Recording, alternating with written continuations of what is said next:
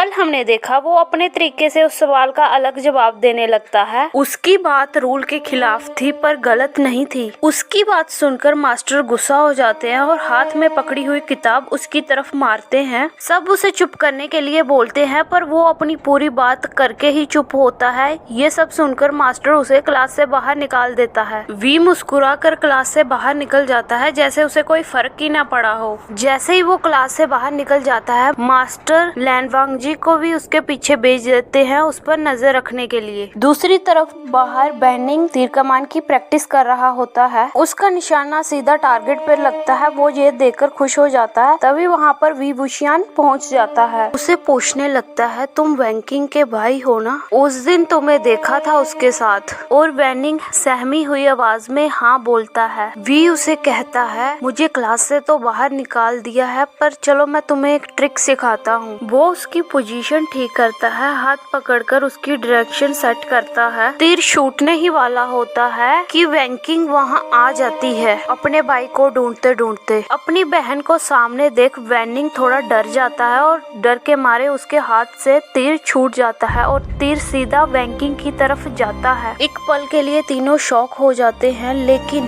We Tej reflex से तीर हवा में ही रोक लेता है। ये सारी सिचुएशन को देखकर सभी एक मिनट के लिए चुप थे। वैंकिंग वी की तरफ देखती है। इस बार उसकी आंखों में सिर्फ शक्ति नहीं थी, थोड़ा सरप्राइज भी था। वैंकिंग जल्दी से सामान उठाता है और अपनी बहन की तरफ चला जाता है। वैंकिंग भी अपने भाई को लेकर बिना कुछ बोले वहाँ से निकल जाती है। वी वहाँ पर अकेला रह जाता है। फिर वो थोड़ा आगे जाके झरने के पास खड़ा होकर झरने की तरफ देख रहा होता है और कुछ सोच रहा होता है। तभी पीछे से उसे किसी के चलने की आवाज सुनाई देती है और वो तेजी से तलवार निकालकर पीछे वार करता है और तलवारें टकराती हैं। फिर उसकी नजर जाती है, वो देखता है वो लैनवांगजी होता है। वी हल्का सा मुस्कुराता है और कहता है अच्छा ये तुम हो? मैं तो सच में डर गया था। लैन कुछ कहता नहीं है, बस उसे देखता रहता है। दोनों के बीच हवा में एक अजीब सा कनेक्शन था। ना दुश्मनी थी ना दोस्ती, ये कुछ और ही था।